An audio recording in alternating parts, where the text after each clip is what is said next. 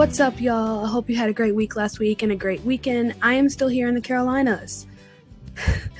I'm going home this Saturday, the 25th. I am ready to go. It's been fun being in the Carolinas, spending time with family and friends, but I am ready to get back. If you're brand new and you don't follow me on any of my other socials, my name is Savannah. I live in New Orleans, but about a month ago, we had a hurricane come through, so I had to evacuate, and I am from the Charlotte area, and that's where I have been for the last couple of weeks. So the original plan was to come back on the 11th, but I figured I'd be here a little bit longer because things just weren't quite up and running. Things started to get back to normal after that weekend, but city services are still slow. Wi-Fi is unreliable. Grocery stores aren't where they need to be. So we're just taking precautions, staying another week, and we're going home on the 25th, and I am excited. It's been great being with family and friends, but I'm ready to go back home. I'm ready to get into the Halloween season because I love Halloween. So if you're new, welcome aboard. If you're returning, welcome back, and let's get started.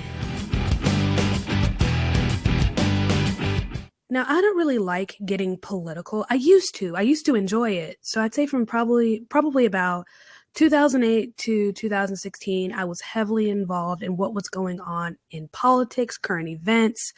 And after the 2016 election, the rhetoric was just bad on both sides of the aisle. It was just bad and just exhausting. So I told myself, I'm just going to take a little break and just take a step back, and completely got off Twitter. That little break turned into like a 4-year break, and I didn't step back into it until 2020, and I've been playing catch up ever since, just trying to get back into the swing of being knowledgeable about current events.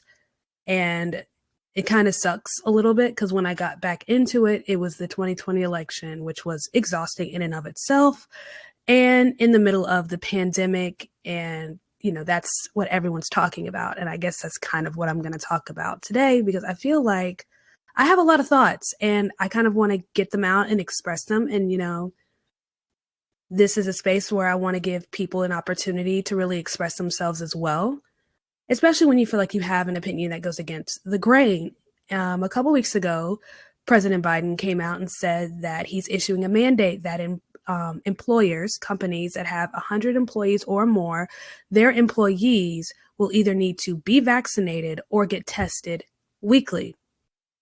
And, he used language like, his patience is wearing thin. He's tried to be patient. Very interesting. And I have thoughts. So for those who don't know, I am vaccinated. I got vaccinated in April, got my first shot in April. May, I got the Moderna. I went to Walmart. And if I'm being completely honest, there's a part of me that kind of regrets getting the vaccine when I got it. I wish I had taken more time to educate myself, not just on the vaccine, but my own body. And one of the reasons why I got the vaccine, there are a couple of reasons. Well, one, to give my mom peace of mind, because it does. Number two, I hate wearing a mask. And that's all we heard was, hey, if you get vaccinated, you don't have to wear a mask. And three, my parents actually got COVID in January, and my stepdad was hospitalized. They had to come pick him up from the home via ambulance because he was having trouble breathing, like his oxygen was low. And they told him at the hospital, because he asked, why he had such a hard time, and my mom didn't. She struggled with COVID and had her own issues, but not to the point where she needed to go to the hospital. So he asked, why him and not her? And they told him it was because he was carrying too much weight. So basically him being overweight is what caused the issues that it caused. And that was one of the reasons why I got vaccinated, because at the time I was over 200 pounds. I'm 5'1". So it's not that COVID scares me or that I'm scared. It's just like I wanted to be wise with respect to my own condition. Getting sick doesn't scare me, but knowing that this is a respiratory virus and knowing that being overweight can cause issues to escalate, I felt like it was the best decision to get vaccinated. Now, I got the vaccine under the assumption and the understanding, because this is what they were pushing out, that when I got the vaccine, I would be protected.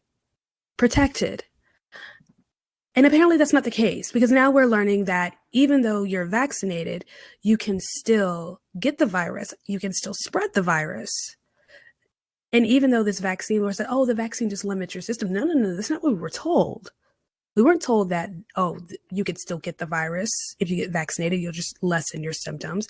We were told that we will be protected and that we could go back to normal life if we were vaccinated. And that was the assumption people had going into this. But now we're finding out things are different and that we're not 100% protected, because you have people who are getting sick and they're still getting hospitalized even though they're vaccinated. There are people who are still losing their lives even though they're vaccinated. So now people are looking at what's happening now, realizing that the vaccine doesn't 100% protect you. And they're saying, okay, well, why bother? If this vaccine is not working the way I understand a vaccine to work, the kind of vaccines a lot of us got when we were infants, what's the point?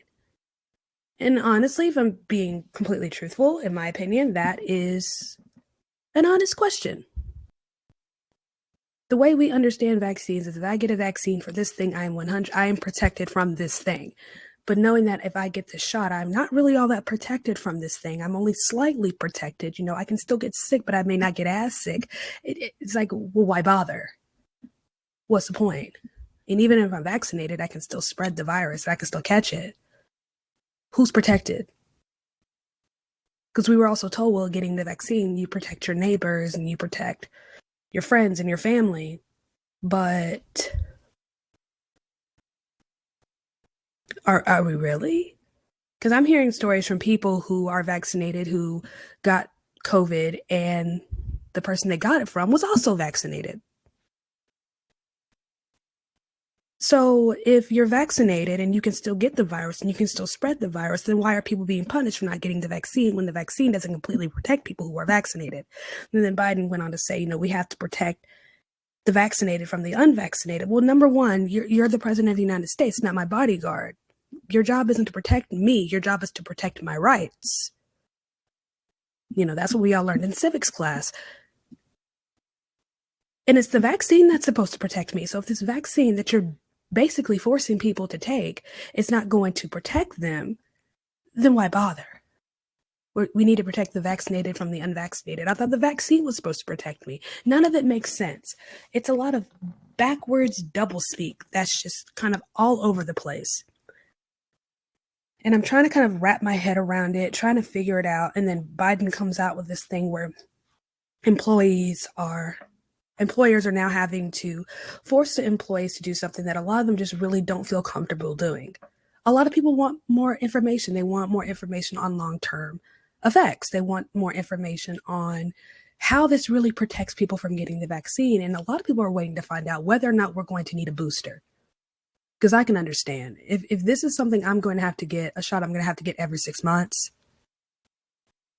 Why bother? Had I known that there was a potential for boosters, I probably wouldn't have gotten the vaccine because I'm that stubborn.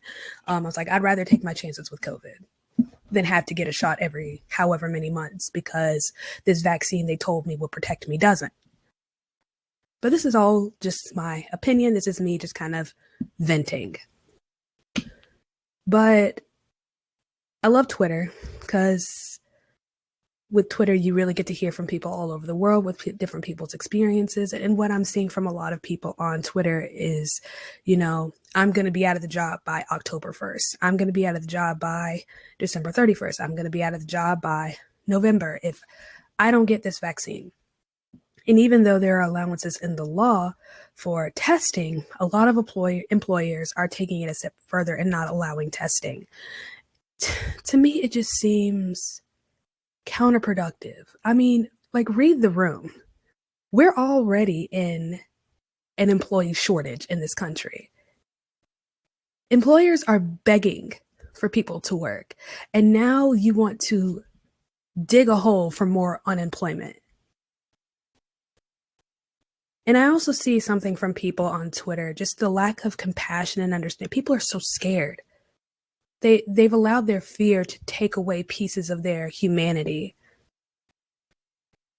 And it doesn't make sense because I see people say, well, I'm going to be out of the job by October 1st if I don't get this vaccine. And then someone replies and says, well, just get the vaccine.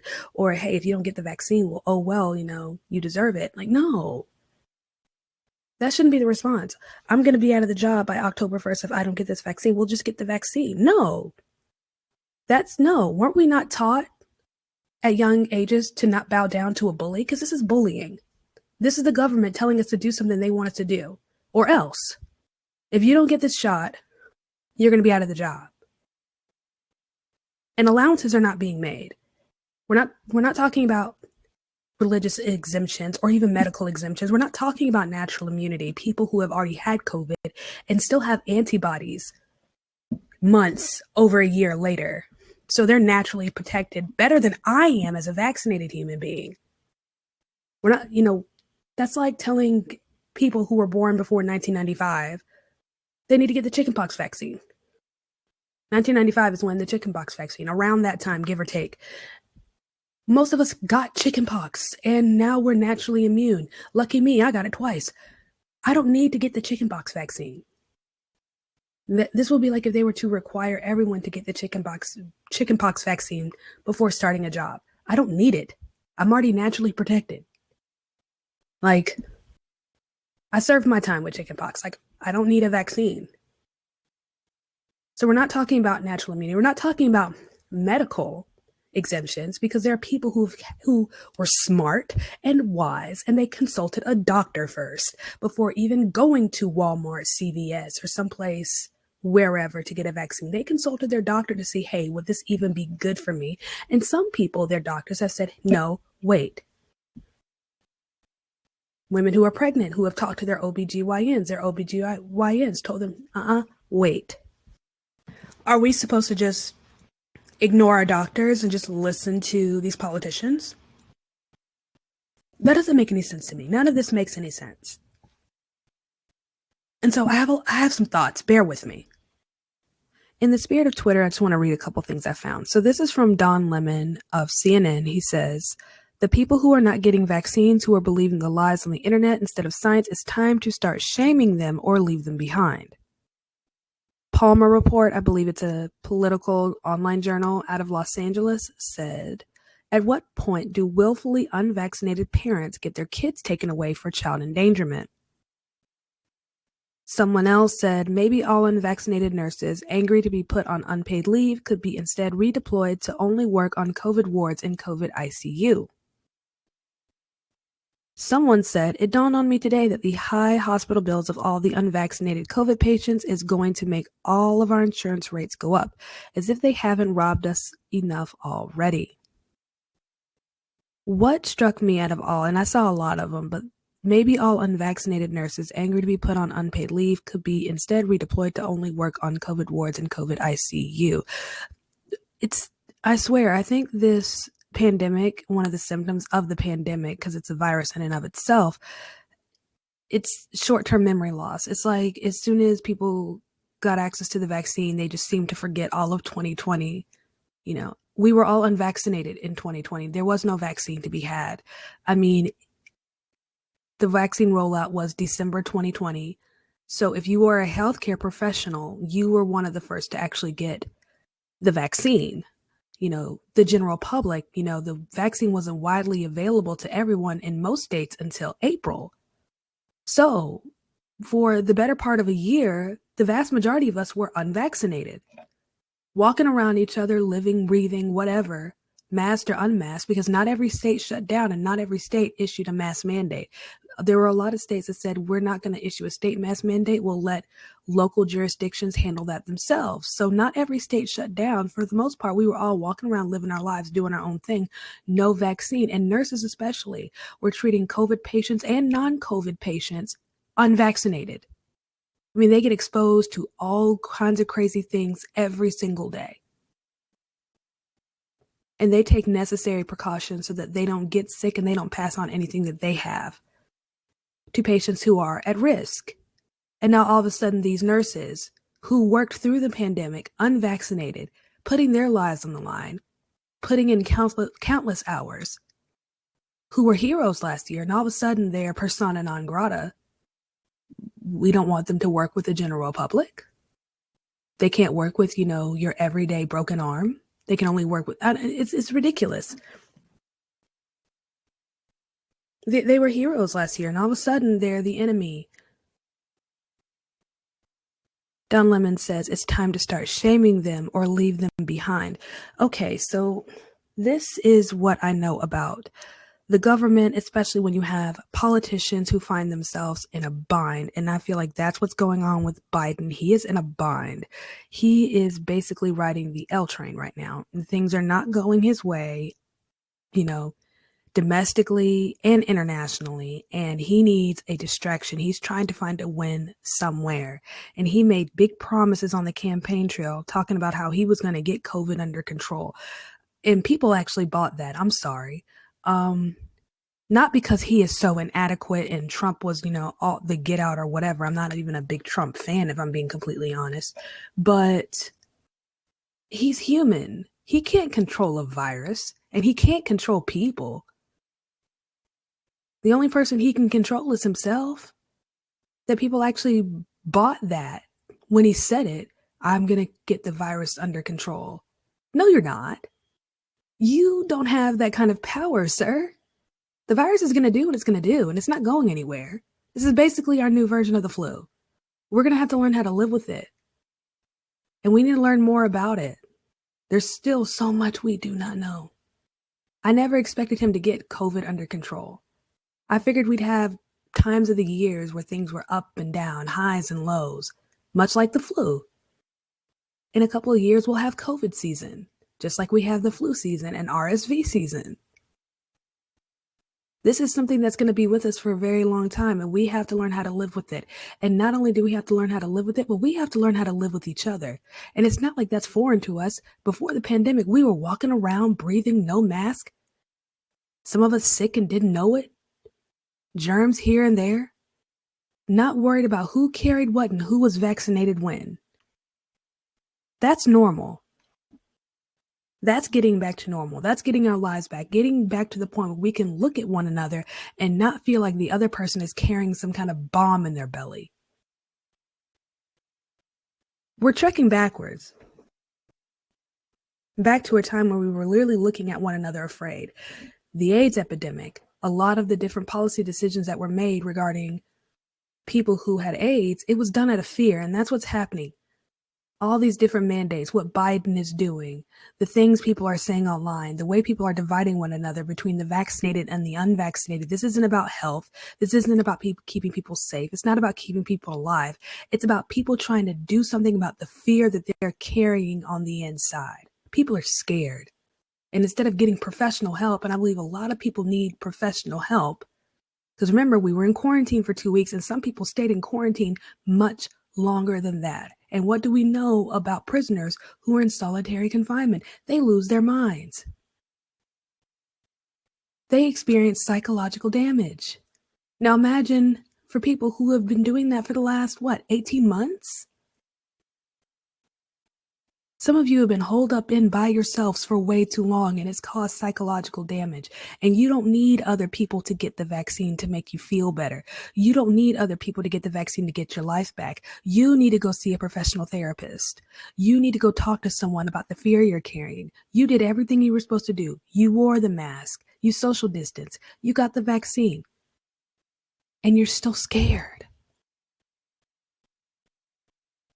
You've got the government convinced. You've got the government convincing you that people who without the vaccine are your enemy. They're not your enemy. They're fellow Americans. They're your neighbors. They're your friends who decided, you know what, this is not the best medical choice for me at this time. Everything's division. And May 2020 and through 2020, it was black versus white. An election year, it was Republican versus Democrat. And right now it's the vaccinated versus the unvaccinated. And this is what I know. When the government starts to use division, that means they're trying to distract you from something. There's something else going on that they don't want you to see. And we're too busy fighting one another to really see who the real enemy is. And it's not one another. We have to love one another. We have to respect one another.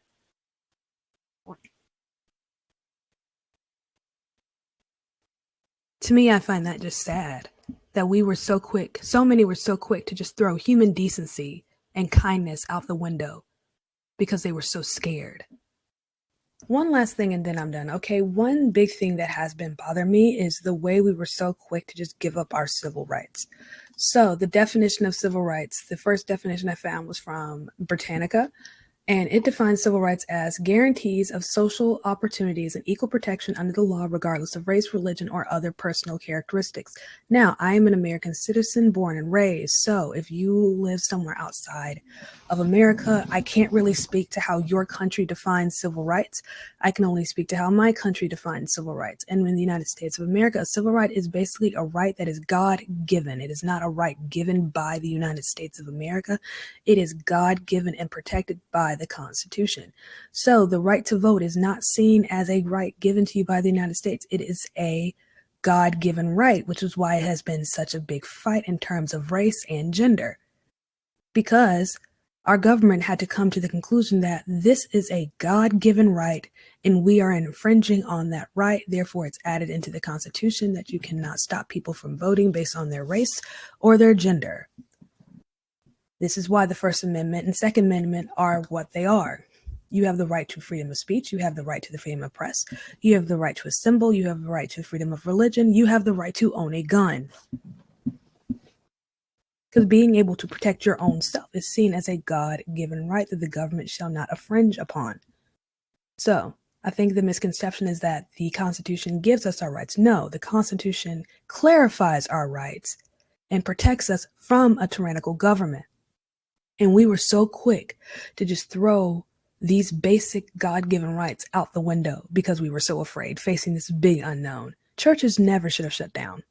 I said what I said. Churches never should have shut down, even when with the whole, 2 weeks to flatten the curve deal, because that was the initial promise. And if we remember, 2 weeks to flatten the curve had nothing to do with COVID deaths. And if you've lost someone due to COVID, my heart breaks for you. And I am so sorry for your loss. But 2 weeks to flatten the curve had nothing to do with COVID deaths. It had nothing to do with COVID cases. It had everything to do with overwhelmed hospitals. But we gave up way too much too quickly and allowed the government to have way too much power over us as American citizens. And I think we forgot our power as American citizens. I'll say it again. Churches never should have shut down. We never should have given up, allowed the government to take away our right to assemble. We never should have allowed the government to take away our right to freedom of religion, freedom to worship however we choose. We never should have allowed the government to take away our right to make basic decisions for ourselves. Whether or not you want to get a vaccine, I personally believe that is a decision you have to make for yourself. I personally believe it's a decision that should not be taken lightly. And I personally believe before you decide to get any kind of medication, treatment, shot, whatever, consult a doctor first. If there's one thing I could change and do over, I would go back and go see a doctor, get a physical, get blood work done. I may have had COVID and I don't even know it. The way my immune system works, I could have very well had COVID and didn't even know it. But I'll never know because I have the vaccine. I mean, I could probably get an antibody test, but at this point, what difference does it make? And make sure you're informed, not just about the vaccine. I've said this on TikTok, not just about the vaccine, but about your own body. Pray about it. Talk to healthcare professionals. Talk to people who are actual experts. If you want to know more, then find someone online who is an expert and see if you can get in contact with that individual. Maybe send them an email, ask questions. A politician's word, as far as I'm concerned, is not good enough.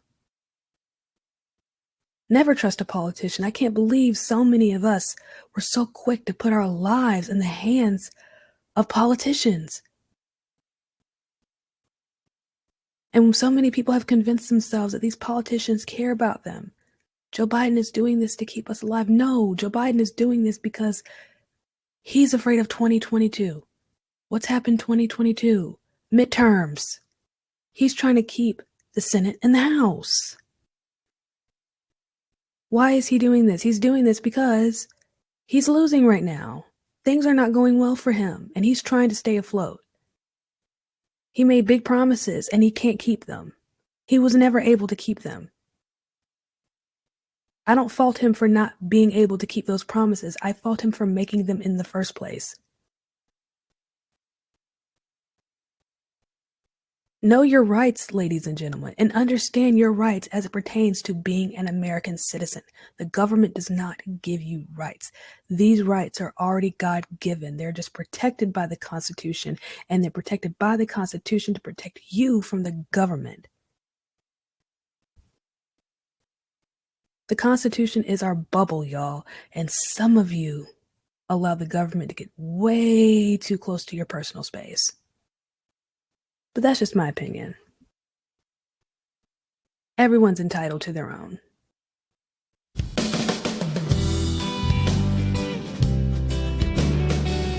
Well, thank you so much for listening, and thank you for sticking around. If you want to leave a comment or ask a question, go to my YouTube channel and leave a comment. That's where I'll be able to see it. If you go to a TikTok and leave a comment, chances are I won't be able to see it. So yeah, go to my YouTube channel and leave a comment. The way to get there should be a link to the podcast website in the description of the podcast on whatever platform you're listening to. I know the majority of y'all are either on Spotify or Apple Podcast. So just go to the podcast website and you'll see links to my different socials, Instagram, YouTube, TikTok, what have you. So I hope to hear from you. I know some people will agree with what I have to say and some people won't. And I am cool one way or the other. I want to have conversations. I think the culture we live in right now is, prone to shutting down opposition and opposing conversations. And that's why nothing's changing, nothing's getting done, nothing's getting better. We're all human beings and we're all different and we all see things differently. We all could be looking at the exact same object, but because we're standing in different positions, we're all going to see it differently. And I think it's important that we hear all those different perspectives. We're also coming from different walks of life. So our experiences are all different. So diversity is not just in skin color. There's also diversity in thought, and there's diversity in perspective. So, see you guys next time.